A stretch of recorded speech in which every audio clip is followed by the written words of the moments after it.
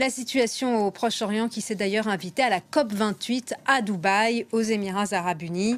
Le chef de l'État français Emmanuel Macron se trouve sur place. Il a rencontré ce matin le président égyptien Al-Sisi. Il a également vu le président israélien Isaac Herzog. Signalons deux absents de poids à cette COP28, le président américain Joe Biden et le président chinois Xi Jinping. Et puis sachez que la sortie des énergies fossiles pour limiter le réchauffement est au cœur des discussions, c'est-à-dire le charbon, le gaz et le pétrole, et qu'elles sont à l'origine de 80% des émissions de gaz à effet de serre. Nous sommes en ligne avec Tarek Kaye, notre envoyé spécial. Quel est le but de ces rencontres? Le président Emmanuel Macron va discuter en priorité des otages et de la possibilité d'obtenir un cessez-le-feu et d'une solution politique. Tout à fait. La situation à Gaza est au centre des entretiens qu'a effectué le président Emmanuel Macron depuis ce matin.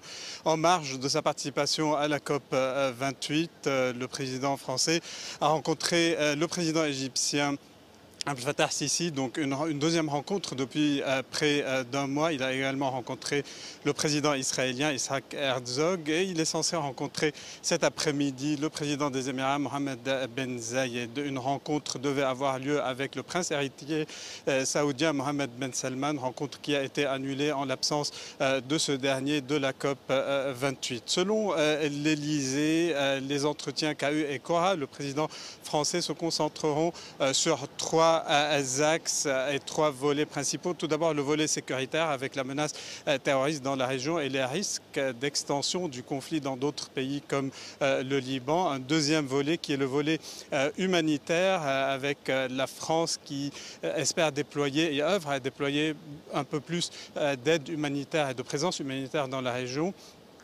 Nous rappelons que la France a déjà envoyé le navire Dixmude et qui a commencé à opérer, à accueillir des blessés palestiniens. La France espère que d'autres pays occidentaux emprunteront la même voie. La France est le seul pays occidental à avoir envoyé un navire de ce genre. Et troisièmement, il y a le volet politique où l'on commence à penser au jour d'après, à l'après-guerre, avec la solution à deux États et la question de la gouvernance à Gaza avec le souhait français et celui aussi de la communauté internationale d'un retour de l'autorité palestinienne dans la bande de Gaza. Quant à la trêve qui a été interrompue, la France, par la voix de sa ministre des Affaires étrangères, Catherine Colonna, qu'on a rencontrée en milieu de journée, a déploré cette rupture de la trêve et a jugé indispensable la reprise de la trêve pour permettre de libérer les otages et d'apporter davantage d'aide humanitaire à Gaza. À noter que le président